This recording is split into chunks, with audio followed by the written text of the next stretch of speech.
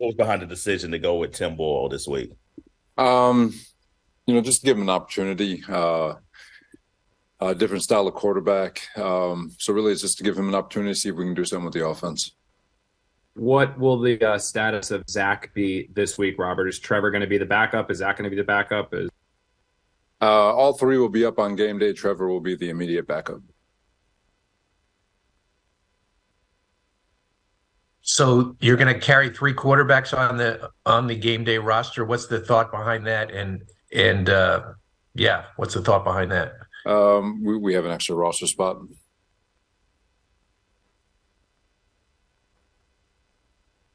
How did Zach take the news? Zach's fine.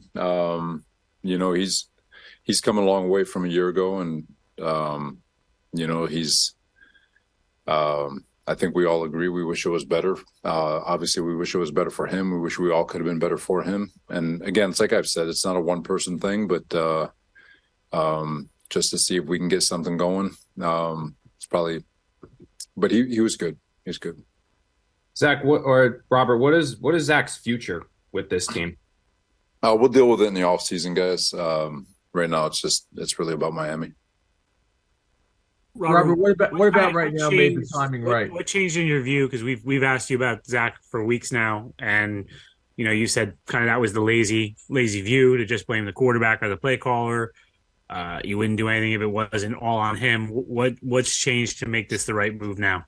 No, well, last week, like I said, it's been all the way across the board, right? So we made a lot of changes, tried to go a little bit younger. So we've addressed the running back room, we've addressed the receiver room, we've addressed the tight end room, we moved the coordinator to the box, and so obviously Zach, like I said, it's not all him, but there are things that he needs to be better at, and this is just another situation to see if we can get another guy an opportunity, see if something can change.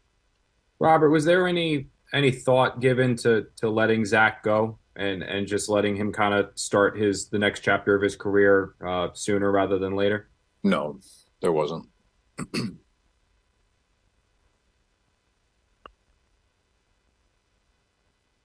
Do you think, Robert, that, I mean, knowing how much was put into this season, it was kind of a win now window because of Aaron being his age and coming here to win now. Do you think in retrospect you should have had a more proven number two quarterback?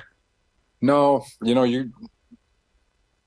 like we said, we think Zach is incredibly talented. Felt like he'd get an opportunity to sit behind Aaron and just learn if, empathetically or sympathetically.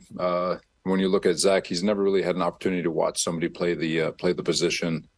And I mean, he's had, Joe Flacco was fantastic. Mike White did some good things, but to just sit back and just watch from the ground up.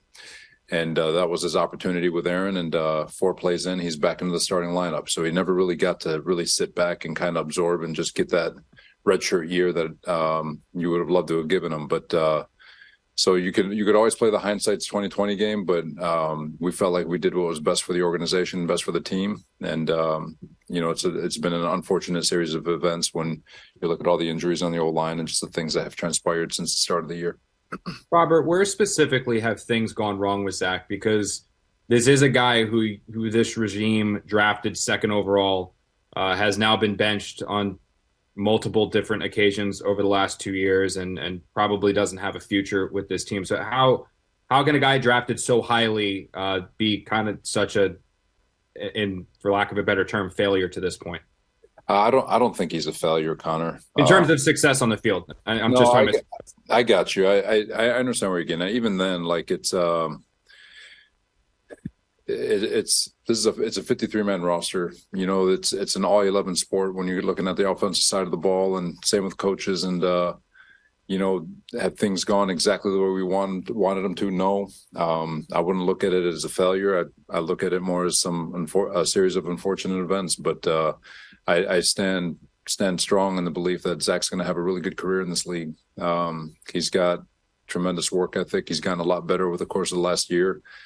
He definitely has the arm talent. He's only 24. He just turned 24. So he's got a positive outlook, and he just needs to continue to focus on his game and find ways to get better and continue to learn about fronts and coverages how to play the game a little bit faster. And so I still believe he's going to have a good career. When you talk about Zach kind of never getting the chance to sit back and watch, and you guys wanted him to have that this year, do you regret as a rookie? I mean, he was handed the job. There was no competition. There was no discussion of anyone else starting that year at the beginning of the year. Was that a mistake in hindsight?